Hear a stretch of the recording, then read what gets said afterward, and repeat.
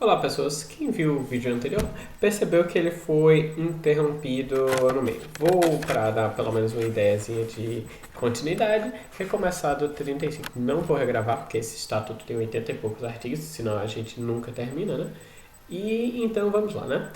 O 35 ele diz quais são as sanções. A censura, que é que a gente lembre lá, aí por isso fica o link para a próxima aula, né?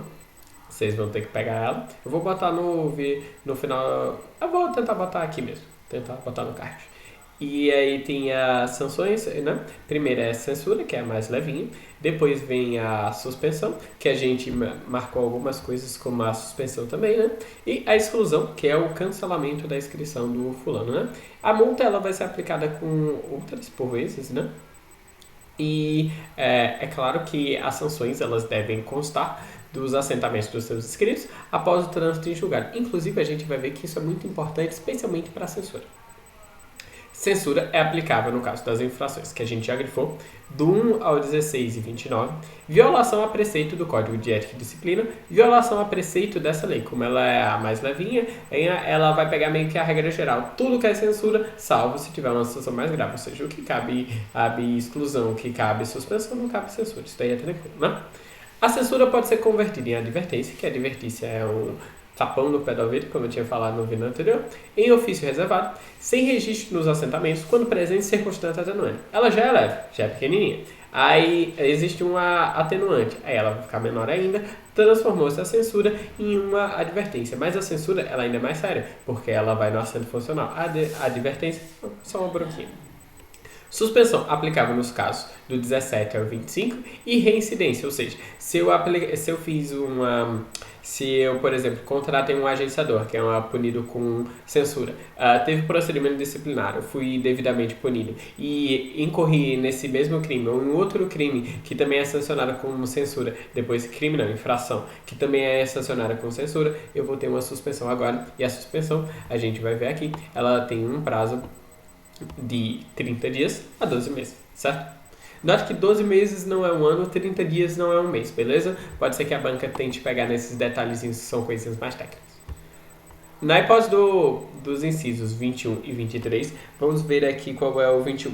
O 21 diz referência a recusar-se injustificadamente a prestar contas a clientes ou quantias dele recebida ou de terceiros por conta dele. E o 23, acredito que é um bem interessante para a OAB. É esse mesmo. Deixar de pagar as contribuições, multas e preços de serviços devidos ao OAB depois de regularmente notificado. Aqui a suspensão ela vai ser meio que sem prazo, ela vai durar até que satisfaça integralmente a dívida com correção monetária, ou no caso do 21, né, para quando ele prestar contas e dar a quantia, se for o caso, né. Na hipótese do 24, qual é o 24? 24 é incidir em erros reiterados. Esse eu acredito que eu tinha falado até quando a gente leu o 34 mesmo. Que a suspensão durará até que ele preste por novas provas de habilitação. Aí vai depender, claro, do caso concreto. Se o cara está tendo problemas com o processo civil, ele vai ter que mostrar de alguma maneira que esse problema se resolveu, né? Exclusão, que é a pena mais pesada de todas, ela também vai ter uma hipótese de que ela é aplicada no caso de reincidência, né? Deixa eu mudar aqui a cor.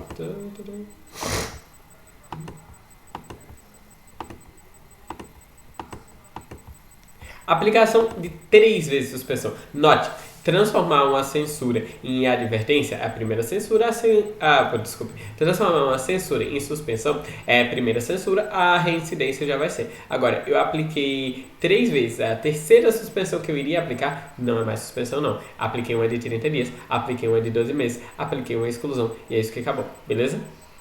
E nas infrações definidas do 26 ao 28, como são pouquinhos, eu vou reler. O 26 é fazer falsa prova dos requisitos. Acredito que isso daqui é subentendido. Se eu, por exemplo, não me formei, por mais que eu tenha passado na prova, então eu não vou poder me inscrever na OAB. Se eu já me inscrevi, vai ser cabível a minha exclusão. Tornar-se moralmente inidôneo para o exercício da advocacia. Isso até está na mesma coisa, porque idoneidade moral é um dos requisitos. Ou seja, se eu me tornei inidôneo, então eu não sou idôneo, eu não tenho um dos requisitos. A diferença para o outro é que eu nunca tive um requisito, né, na outra, e nesse daqui eu me tornei inidôneo. Ou seja, quando eu me inscrevi eu era, mas depois eu acabei não sendo mais. Praticar crime infamante, né? Também é um crime que afete a boa fama. E é isso. São esses 3 só, beleza? 3 suspensões, vamos dizer assim. A terceira vira vira exclusão, beleza? Para a aplicação de sanção disciplinar de exclusão, é necessária a manifestação de 2/3. Grave esse quórum, porque na maioria dos casos ele vai ser repetido. Só não é o quórum, é claro, de reunião. Quórum de reunião normal vai ser mais da metade mais um, porque as deliberações normais são de 50% mais um, né? Isso é o normal em quase que todo órgão. Eu desconheço, por exemplo, que eu já estudei alguns regimentos internos para N concursinhos, e geralmente é isso, é maioria qualificada para reunião e maioria simples para decisão, tendo umas hipóteses especiais. As hipóteses desse estatuto que estão listadas são todas de 2/3, ou seja, segundo o estatuto, o quórum para... 2/3. Nem importa o que é, o quórum é 2/3, salvo, claro, quórum para reunião. A multa variava entre o mínimo do valor correspondente a uma anuidade até o máximo do seu décimo, ou seja, de 1 a 10 anuidades. Se a anuidade, se eu não me engano, me disseram que era 880, ou seja, o cara vai pagar, quando tiver multa, 880 até 8.800, pelo menos agora em 2020, né? É aplicável cumulativamente com a censura ou suspensão. Lembra que eu disse que não tem hipótese porque ela incide junto com outras.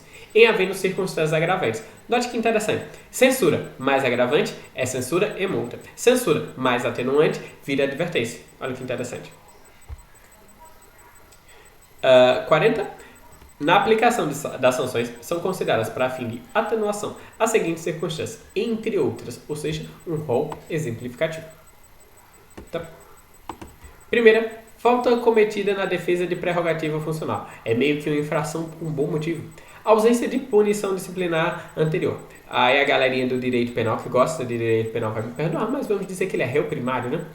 Exercício assíduo e proficiente de mandato ou cargo em qualquer órgão da OAB. Nunca fez merda, entendeu? Isso é similar, mas tipo, para não ter tido punição, não necessariamente eu sou uma pessoa assídua, eu não sou uma pessoa eficiente, mas isso daqui já pode acontecer junto, vamos dizer assim. Prestação de relevantes serviços à advocacia ou à causa pública. Isso daqui é um pouco mais aberto, teria que ser apurado no caso concreto, né? Parágrafo único. Os antecedentes profissionais do escrito. As atenuantes. O grau de culpa por ele revelado, as circunstâncias e as consequências da infração são consideradas para o fim de decidir. Sobre a conveniência de aplicação cumulativa da multa e de outra sanção disciplinar. Sobre o tempo de suspensão e o valor da multa aplicada. Note que a multa vai de 1 a 10 anuidades, que a suspensão vai de 30 dias até 12 meses. Como isso vai ser dosado pelas agravantes e atenuantes, beleza? 41. É permitido ao que tenha sofrido qualquer sanção disciplinar requerer, após um ano de seu cumprimento, ou seja, eu fui suspenso hoje, 30 dias, hoje é dia 20 de março, 30 dias, dia 20 de abril, beleza? Fui suspenso por 30 dias, um ano, ou seja, 20 de abril de 2021, eu, tendo uma prova efetiva do meu bom comportamento, eu vou requerer a reabilitação, beleza? Inclusive, isso é interessante porque, por exemplo, lembra que são 3 suspensões. Se eu suspendi e aí depois eu pedi a reabilitação, eu não tenho 3 suspensões, eu não tenho uma suspensão mais na caixa. Eu tô, vamos dizer assim, de cara limpa, né? Quando a sanção disciplinar resultar da prática de crime, o pedido de reabilitação depende também da correspondente reabilitação criminal. Locupletar-se, enriquecer-se às custas do cliente é um crime. Mas se isso é feito é um crime não, é uma infração disciplinar. Mas se isso é feito mediante a ameaça, por exemplo, isso vai ser um crime também. Se o cara ele foi punido criminalmente, então a reabilitação, já que o fato é igual, vai depender da reabilitação criminal. Aí valem as regras do criminal e depois de um ano que ele tiver, ele vai poder requerer aqui, beleza? Fica impedido de exercer o mandato o profissional a quem forem aplicadas as sanções disciplinares de suspensão ou exclusão. Isso daqui não é para nada não, mas desnecessário, né? Eu vou até taxar ele de tão desnecessário que é esse daqui, né? Se você está suspenso, você pode advogar? É meio que óbvio que não, né? Do mesmo jeito, se você for excluído, a exclusão é tipo, apesar de ter a ideia de a pena não é perpétua, né? Você não vai poder advogar até que você cumpra os requisitos, vamos dizer, se reabilite. A pretensão à punibilidade das infrações disciplinares prescreve em 5 anos. Note que a gente já viu 3 prazos de prescrição. A prescrição da punição, a prescrição dos créditos do advogado e a ação de prestação de contas. Tudo é 5 anos. Ficou mais fácil para a gente. Só que aqui, logo abaixo, vou marcar aqui de amarelo. Prazo, né? Prazo tem uma boa chance de cair sempre. Tem 3 anos para nos conferir. São 5 anos e ele vai ter marco interruptivo, a gente vai ver daqui a pouquinho. Mas, se o processo fica parado, aguardando o despacho, ou decisão. Note, não é ficar parado aguardando o resultado de uma diligência, por exemplo. Daí tudo bem. Mas se ele ficar parado, pendente de decisão, 3 anos ele vai ser arquivado, vai ter prescrevido do mesmo jeito. É uma prescrição, vamos dizer assim, intercorrente. Certo? Devendo ser arquivado de ofício ou a requerimento da parte, sem prejuízo de serem apuradas as responsabilidades da paralisação, ou seja, o servidor que causou essa parada indevida, né, ele pode ser punido, isso daí já são os 300, mas o processo em si do cara, ele é arquivado porque ficou 3 anos parado. Interrompe-se a pressão, instaurou-se o processo, ou notificação válida feita diretamente ao representado. Pela decisão condenatória recorrível de qualquer órgão da OAB, ou seja, está faltando 30 dias para bater os 3 anos.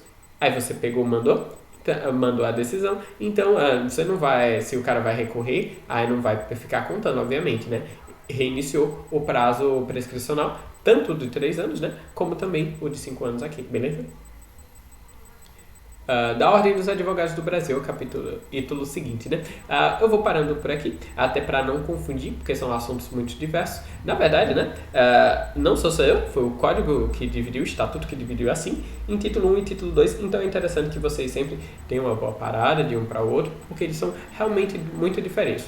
Um é falando do advogado em si e o título 2 já é falando da ordem em si, que já é uma coisa completamente diferente, é uma coisa mais operacional, mais de estrutura, beleza? Bom, sem mais delongas, se gostou do vídeo, não esqueça de curtir, de comentar, de se inscrever no canal e falou, valeu!